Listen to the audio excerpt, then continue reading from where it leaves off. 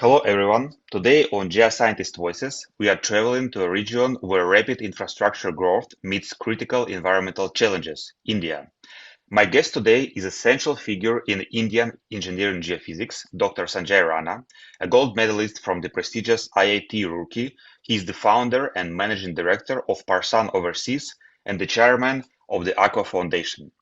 From pioneering technologies like ground-penetrating radar in India to ensuring the safety of thousands of infrastructure projects, he is a man who truly listens to the ground beneath our feet. Sanjay, thank you so much for joining me. Thank you so much for having me, and thank you for a very generous introduction. Thank you. Well, it's true. So the honor is truly mine. So first of all, I want to take you back to before you were a leader in the industry.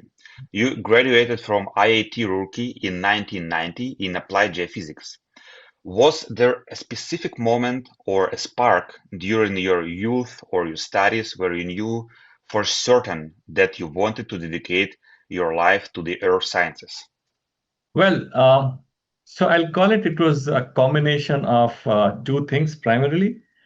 The first one was my natural love for outdoors, and other was, as you can call it, a spark or a very specific experience which I had at IIT Roorkee. That time it was University of Roorkee. So I always enjoyed being working outdoors, walking across varied terrains, observing landforms, being close to nature. So that was something which was inherently in me. And that inclination obviously made geophysics just feel instinctively right for me.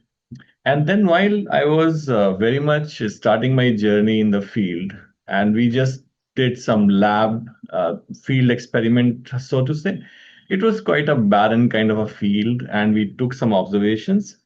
And when we inverted the data and we looked at the results, and we could find how we are seeing inside the earth, it was like just like doing an X-ray or ultrasound of the earth. And that feeling was magical. It was very powerful. Of course, the area was well known to our professors, so they confirmed the findings, whatever we could read from the readings. And that power to see inside the subsurface without disturbing it, that basically was something which made me realize that this discipline can reduce so much of uncertainty, prevent so many engineering failures, and help society make better decisions. So combination of these two, I must say, that is being connected to nature and applying science with real world impact. That was a spark that defined my career path in geophysics. Well, that's really nice to hear that, and that your university so positively affected your further path. But let's now talk about maybe some negative sides that you encounter, because it's really also important for other listeners to hear. So, in 1995, you made a historic move by starting the first ever engineering geophysics company in the Indian private sector. But looking back at your entire journey, what was the single biggest hurdle, whether academic, professional, or technical, that you personally had to overcome to establish yourself as a leader in the field? That's a very interesting question. And first of all, I'll pick on the word which you said, a challenging move. People around me told me it was a very reckless thing to do because I started doing something in a field which practically there was no business there. So the biggest hurdle was changing mindset. So in the mid 1990s, geophysics in the country was largely seen as an academic or government-driven discipline, not something that directly supported engineering decision making in the private sector. We had a lot of application of geophysics, but mostly in oil and gas, and then research, of course, not in engineering sector for that. So there was a very, very little awareness about it, that it can reduce construction risk, it can prevent failures, or save time and cost. So I often found myself explaining not just my solutions, but the very relevance of geophysics itself. So convincing engineers, consultants, project owners to trust the subsurface data. and especially when it challenged conventional assumptions. So that was definitely the biggest challenge. That was not easy. And most of the decisions that time were based on limited boreholes and idea of adding a scientific, as we say, eyes below the ground layer. That was a new idea altogether. So this required a lot of patience and resilience. Initially, practically every project was a demonstration of credibility. It was like a challenge thrown to you. No one will share their drilling data with you. They'll say, okay, first show me your results and then we'll verify. So instead of calibrating it with the drill holes, it was always verification with the drill holes. So every project was kind of a demonstration. But slowly, of course, as projects succeeded and surprises were avoided, confidence grew. And over time, that initial resistance, of course, turned into acceptance and eventually into demand. Because as we see today, there are a lot of tenders which are coming with geophysics built into the scope of work and things like this. So that's greatly satisfactory. But initial challenge was, of course, to make people understand what geophysics is and what it can do for them. So yeah, that was the challenge. Well, I'm happy to see that you succeeded and that you made a really uh, great positive impact on the Indian industry and probably international as well. But now I want to take you specifically to the Indian geoscientific landscape. India is currently undergoing a massive infrastructure boom, from the Himalayan tunnels to the new metro system, and you've been instrumental in introducing technologies, as you said, like passive seismic tomography and subsurface utility engineering, and in such fast-paced environment. How do you work with project managers to integrate high-tech geophysical surveys as a standard proactive step in the construction process? Basically, referring to your answer about changing the mindsets. So it's more like any other discipline in the sense that rather than selling what you have, if you try to understand what problem they have, which you can solve. So in the infrastructure environment also, the key is to speak the language of project managers. That is, and what's their language? Risk, time, cost. So not just about technology, but about their challenges, their language. So when I talk to them, I do not talk about instruments or methods that we do seismic or we do GPR or we do passive seismic or we do passive seismic tomography, we do seismic tomography. No, I don't talk about it. I don't talk about methods. I don't talk about instruments. Instead, I start by asking one simple question. What happens if the ground behaves differently than expected? That is where they understand the language, risk, time, and cost. So I explained that geophysics is not just an additional layer of complexity, but a decision support tool that will reduce uncertainty early in the project. So for tunnels, metros, urban utilities, surprises below ground are what causes delays, claims, and redesigns. Thankfully, all the project managers have experienced it at some point or the other in their life. So then I explained to them that there are technologies which can identify weak zones, hidden utilities, geological surprises before the construction begins. And that corrective action is still economical. So we work closely with these project teams at the planning stage, at the DPR stage, so that these inputs which we are getting from geophysics are integrated into alignment selection, design assumption, and risk registers. So once project managers experience this, how early geophysics can prevent downstream problems, then it stops being that high-tech investment or things like this. It is just seen as a good project management. So then it gradually becomes a standard proactive step rather than a reactive one. So my focus talking to them is always to make them understand that if you save the cost of doing geophysics, you are going to pay a very heavy price later during execution when these so-called geological surprises crop up. So that's what I found the most effective way of talking to project managers. Well, Sanjay, thank you for talking about it because as a person who tries to be better at science communication, I really value this lesson in how you basically communicated the science to business people and try to transfer scientific language into the money language, like project success language, something like that. So it's really nice to learn from you. Uh, let's talk about your other facet of work of projects. You are a specialist in dam geophysics, having worked on over 2,000 projects, with India's focus on maintaining its vital water infrastructure.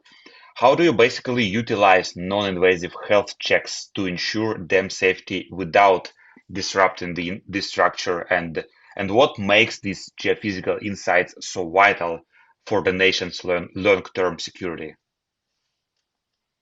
Well, absolutely. Dam safety is something which is very close to my heart. And I always tell people that I do it out of passion and then any business or commercial interest. And I started doing it quite some time back now. 1998 was the time when I did my first dam investigation. So, we got to understand that dams are among the most critical and sensitive infrastructure assets we have. And many of them in India, and I know about India well, but I think around the world, are several decades old. So we have a large percentage of dams which are more than 100 years old and many, many more than 50 years old.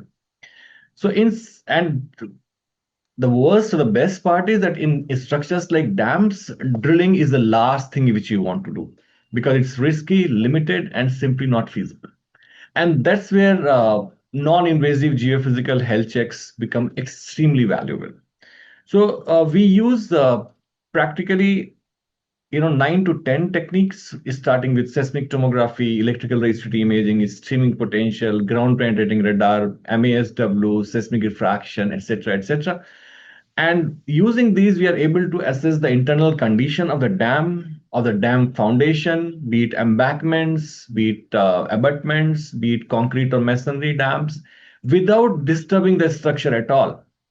And what you get from there is not subjective information. See, today what we do is mostly dams are just inspected. That is visible inspection. And that is something which is very subjective. That is, a person should have that kind of expertise that he is able to understand what a crack means. Whereas geophysical investigation, the results what you get can be interpreted from by any geophysicist across the world, and they will be not subjective, right? So this is very, very important. By this, we can find out seepage paths, weak zones, internal erosion, voids, leaching areas, deterioration, which are not even visible on the surface, but they pose long-term risk. And what makes these insights so vital in dam safety is it's not just an engineering concern. It's about national security. Dam failure will affect water supply, agriculture, power generation, and most importantly, public safety downstream. So, geophysics allows us to move from reactive response to preventive monitoring. So, by understanding what is happening inside, beneath a dam that's in the foundation, then authorities can take timely, targeted actions to extend the life of these assets and safeguard communities for generations to go. Life is very important because new dams are becoming practically impossible to be built. Space, environmentalism, there are so many reasons why you can't make new dams. So you have to take care of what you have. And for that, preventive maintenance is the key word. And geophysics just gives you the right tools to do that. It's really interesting to listen about how you really care and put safety, national safety first, and business second. And I want to um, I want to extend our conversation again in the realm of national security because you have been a principal author for national guidelines and Indian codes of practice for tunnels, bridges, and dams. So the question is, what is the most rewarding part of taking the complex, often uncertain language of the subsurface and translating it into robust national standard that helps other engineers work more safely? Whenever we are taking something like geophysics to people who are not geophysicists themselves, like engineers, geologists, etc., they always need to follow certain guidelines. There must be codes and standards in place so that they can incorporate this knowledge into their functioning.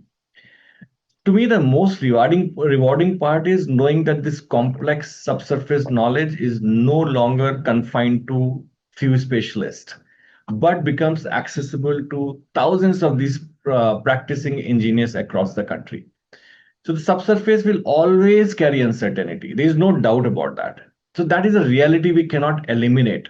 What we can do is to manage that uncertainty in a systematic and responsible manner. So when we translate all these geophysical observations, methodologies, the way to interpret into a national guideline, we are essentially converting uncertainty into informed decision making.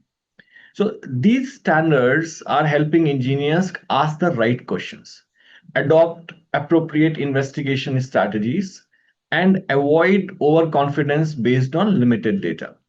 And that, of course, directly improves safety in tunnels, bridges, dams, etc. Because if guidelines are not there and the right codes are not in place, engineers are not able to understand what is right, what is wrong. And of course, there can be practitioners who have access to just one tool, for example, right? They will try to say that, okay, this tool can solve all the problem. GPR, we all know, has been oversold for decades around the world, right? Codes help engineers overcome these problems. So, on a personal level, it is deeply satisfying to know that these codes will guide projects long after even I'm gone, or individual experts are no longer involved or no longer there. We can't be there forever. So, if a guideline helps prevent even one failure, one accident, or one loss of life, then this entire effort of bridging science and practice is truly worthwhile. That is, I think, the most satisfying part of it. Sure, your insight was at the same time practical and philosophical, and I like this approach. We'll be talking about dams, and dams are connected with water. So let's talk about the water and sustainability, because through the Aqua Foundation and the Smart Water Summit, you have become a leading voice for water security. So, given your expertise, Sanjay, how do you see technologies like AI and digital water aligning with the fundamental human responsibility to protect groundwater to future generations? See, I very strongly believe that technology and responsibility must go hand in hand. Tools like artificial intelligence, AI, digital water platforms, they give us unprecedented capabilities to monitor groundwater levels in near real time, okay? Detect leaks, water losses, predict stress zones, optimize water uses. But technology by itself is neutral. It is how we use it that matters. So we always give the example of knife and fire, and that's true for practically any technology. Now, from a groundwater perspective, AI should not be used to extract more efficiently alone, but to manage more wisely. If you look at the entire evolution of geosciences, somehow the focus has been on extraction, okay, efficient extraction. It has to shift to management, wise management. So digital water systems, of course, can help shift our approach from reactive crisis management to proactive action, where we understand trends, anticipate problems, and intervene before irreversible damage occurs. So platforms like Aqua Foundation, which I founded in 1998, and Smart Water Summit and other summits like this, we emphasize that groundwater is not just an economic resource. It is a shared natural heritage. That thing needs to seep down inside us. AI and digital tools should support transparency, accountability, and long term sustainability. When used with the right intent, these technologies can help us fulfill our fundamental responsibility to leave a healthier water system for future generations. So, that is what these technologies are capable of doing. Our intent is important. How we use this technology is very important. Yes, I totally agree, and I want to ask you a philosophical question, also connecting your expertise and the philosophical facet that I found in your question, the last question before the one that you just answered. Uh, you describe yourself as an environmentalist at heart, and many people find that working so closely with the earth leads to a deeper, perhaps even spiritual connection to the natural world. Do you find that your academic exploration of the subsurface has influenced your personal philosophy or your spiritual outlook on life? Very deeply. So, yes, very deeply. When you spend years studying what lies beneath the surface, layers that have been formed over thousands or even millions of years, you naturally begin to see life and time differently. Geophysics and geology and geoscience constantly reminds you that nature operates on time scales far beyond human lifetimes. And that realization itself brings humility. So, my work, whatever scientific work I have done, it has strengthened my belief that we are not owners of the earth, but caretakers. The subsurface holds water, energy, and stability that support life on the surface. And any disturbance has long term consequences. That understanding influences how I approach both professional decisions and personal choices. So, in many ways, I personally feel science and spirituality converge here. Both teach respect, balance, and restraint. So, working so closely with the earth has reinforced my conviction that development and environmental responsibilities must move together, definitely not in opposition. And well, that's the profound impact this particular science has had on me. So, yes, very deeply. Yeah, it's really nice to hear that. And now let's talk about something that might be especially interesting to students and hopefully to Indian students especially. I want to talk with you about the global trends. I'm sure you are aware of them. And I know that in the US and Europe, we are seeing a significant decline in students enrolling in geoscientific majors. I was curious to ask you, is this same trend appearing in India, or is the infrastructure demand keeping interest high? Well, trend in India is a bit different. What we are seeing in US and Europe, where traditional geoscience programs have been declining enrollments because students are drawn to technologies and data science careers which appear more modern or lucrative. Here, the story is more nuanced. So, while some traditional geology or geophysics programs may also see fluctuations, the demand for applied geosciences, especially field connected to infrastructure, water security, urban development, environmental resilience, they're coming up actually. And that is what is needed also. I'm also a very strong advocate of adopting to the changes and even quick changes in the curriculum, which are important. So if we actually still keep focusing on the pure science or pure geoscience, be it geophysics, geology, etc., without orienting them to the needs today, then obviously we will have decline. But as in India, I have seen over the past years, because I am in faculty of few of these programs, there are certain programs which have come up for specifically for tunnels, right? So they are giving MTech, let's say, in tunnel engineering. In my own institute, there is a program which has come on dam safety. So there is a master's program which is being offered in dam safety, and there are enrollments in these programs.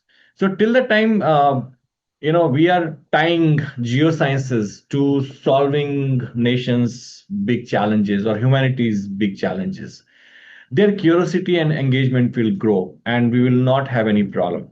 So, in that sense, infrastructure demand in India is helping keep the interest alive, especially among those who want to make a tangible impact.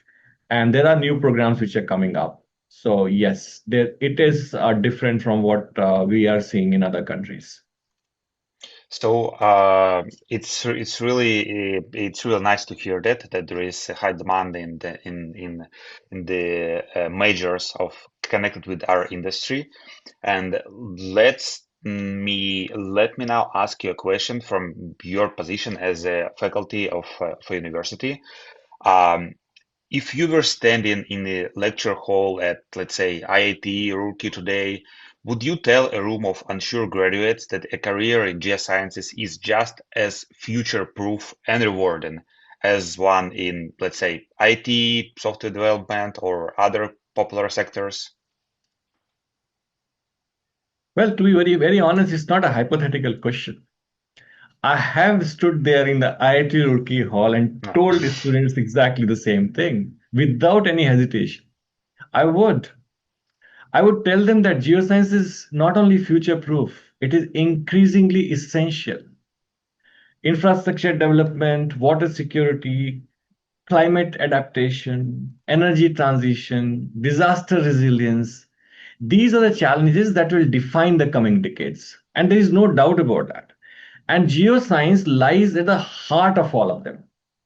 So I would also tell students that the comparison with IT or software, it's no longer an either or choice. The future belongs to those who can combine geoscience fundamentals with digital tools, data analytics, modeling, AI, visualization. So a geoscientist who understands both the earth and the technology will always be in demand. Just do not keep yourself limited to geoscience, okay? Do not keep yourself limited to enablers, AI, modeling. They're enablers. You definitely need data to do something out of these things, right? You have to combine the two. And most importantly, I would remind them that geoscience offers something very rare: the opportunity to work on problems that truly matter to society. The satisfaction of making infrastructure safer, protecting water resources, and reducing risk gives this profession a depth of purpose that very few careers can match. So, yes, it will always be a yes. Thank you for this advice to the future students. And now I want to ask you about another advice for the future or rather current students. You describe yourself as a trainer by passion, and based on the many professionals you have mentored, what is the one essential life hack or soft skill that today's students often overlook, which would help them thrive when they move from the classroom to rugged, high-pressure field site? Well, if I just had to pick one, it would be the ability to communicate clearly under uncertainty, especially from geophysics perspective. So in the field, things rarely behave exactly as the textbook will ever suggest. Data may be noisy, conditions may be very harsh, decisions might have to be made very quickly. It's not a research project that you'll sit with the data for months altogether. So many young professionals I've seen, they focus heavily on technical accuracy, which is important, but they struggle to explain what the data means, what it does not mean, and where the uncertainty lies. So being able to communicate limitations honestly, that is without fear and without overconfidence, is a very powerful skill. Because whenever we go with things like geophysics to engineers, there is a tendency to for engineers to expect a lot from what you are there to offer. And we feel if we say no, we are failing the subject, or we are failing ourselves, or we might lose the business, etc., etc. But that's a big mistake we make. So always deliver more than you promise, and promise less than what you can deliver. This also includes listening. On a high pressure field site, learning from experienced engineers, technicians, even local workers can make a huge difference. So those who combine their technical competence with clear communication, humility, and adaptability tend to grow the faster and earn trust very quickly. So communication is something which I will always say is number one advice to all the young professionals. Sanjay, thank you so much for this advice. I think it's going to be useful for, well, it's useful for me, and it's going to be useful, I hope, for the other students as well.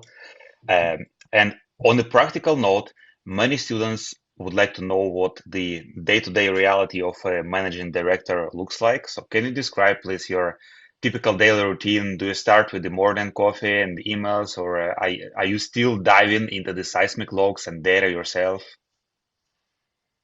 They might be slightly disappointed actually when they hear the word managing director. The basic image comes someone sitting in a cozy chair doing board meetings the entire day and things like that. I'm sorry, it's nothing like that.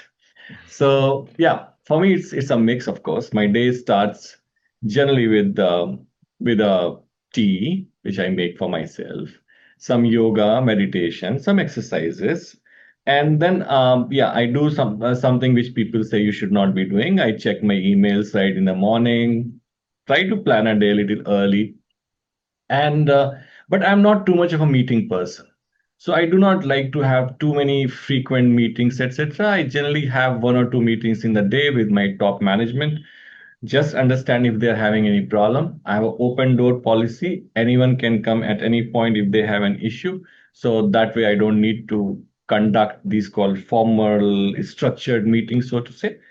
What keeps me alive, of course, is still working with data. I love looking at the data, doing some data processing myself.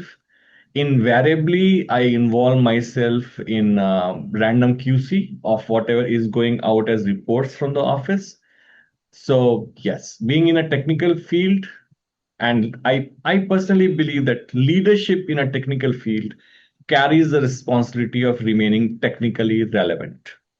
It helps build credibility with teams, ensures that organization's direction remains aligned with sound science and field realities.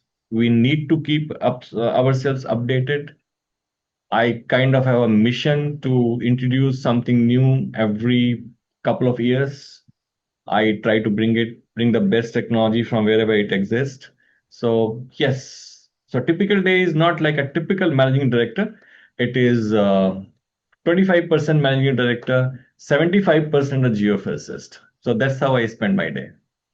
Oh, I actually, yeah, I thought it would be the other way around, but it's so interesting to listen to it firsthand. And I like that you start your day with tea because I love Indian chai. My Indian friends, they gave it to me many times, and eventually I also did it a couple of times. Not so good probably as you, but I enjoyed it so much. So yeah, now you gave me idea to try it in the nearest future again. So. Absolutely. Yeah. So now let's go to the realms, to the more philosophical questions realm. Uh, Scientists are often concentrated on only reading scientific papers, but outside of geophysics, what do you read? And do you have time for something outside of geophysics? And if you read something outside of it, what is your favorite book? And how has it shaped your thinking? I can always take time out for reading. That's something which as good as breathing for me. I love reading and I do read a lot. And I do read outside the geophysics world also. I, of course, read journals and geophysics books, but other than that, I'm drawn to philosophy, history, literature, even fiction. So I'm not very much, inclined to one kind of reading, but I love reading. So anything that comes my way, I read. And I definitely love work which is more rooted in Indian thoughts, philosophy, and that's really attracts me a lot. And these writings offers basically perspectives on duty, balance, responsibility, which are equally relevant to science and life. So I feel that reading outside subject also helps a lot. One book that has influenced me greatly, of course, is Bhagavad Gita. And most importantly, its emphasis on karma, doing one's duty with sincerity without being attached to the outcomes. That's easier said than done. But if you read Bhagavad Gita and you try to understand how it puts it, it becomes much easier to adapt that in life. And that has shaped how I approach both professional challenges and personal decisions. In a field like geophysics, where uncertainty is inherent and results are not always immediate, this philosophy provides clarity and calm. So, Bhagavad Gita is my go to book even today. Reading outside science reminds me that knowledge is all interconnected. It helps me see engineering, environment, and society not as separate domains, but as parts of a larger whole that must remain in balance. So yeah, that's about my reading. Oh, that's really nice that you find time for it. As a book lover myself, I appreciate your passion and that you said that reading is as good as breathing for you. So looking back, I mean, I I hope and I know I know probably that you have a long career ahead of you. At least I hope so, because India and the world needs your expertise. But already now, looking back at your 30 plus years of field work, what was the single most memorable moment of your career? Was it the break through discovery, or perhaps seeing one of your students succeed on a major project, or something else maybe? That's one of the most difficult questions. Mm. 35 years in field and pointing out one single memorable moment.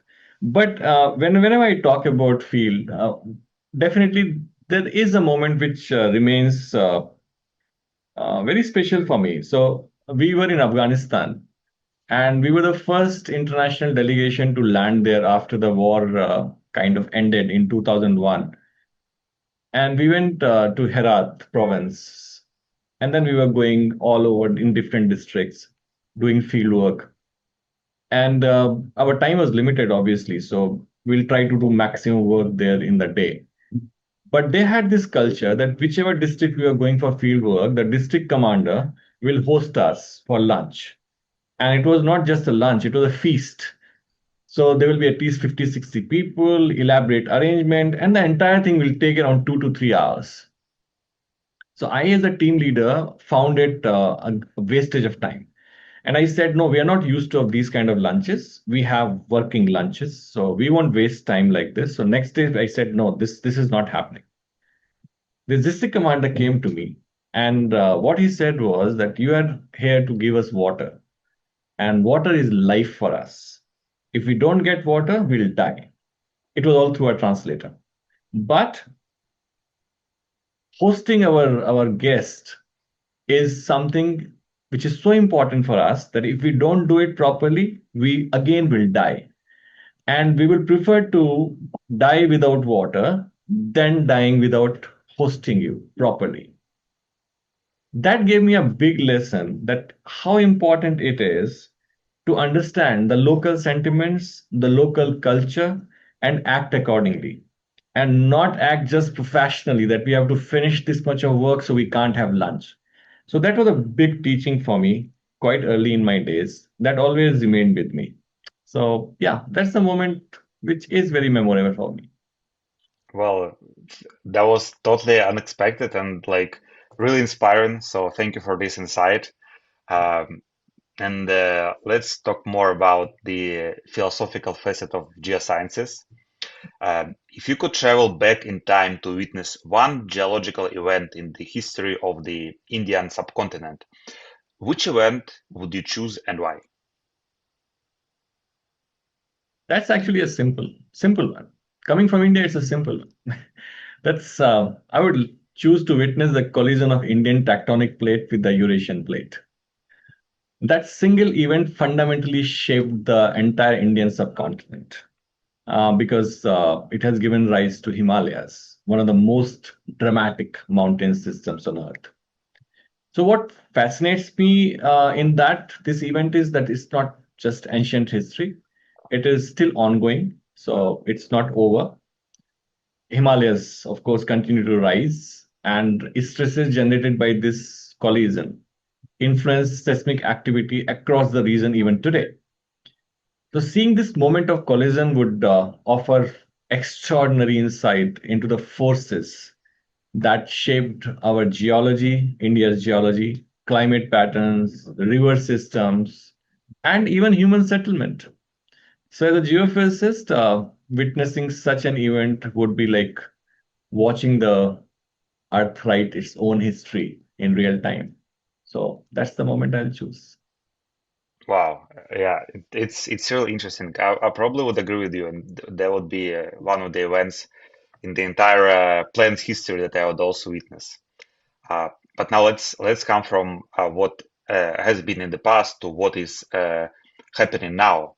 What is the one black box, the one mystery about the ground beneath India that you wish you could finally open with a sensor?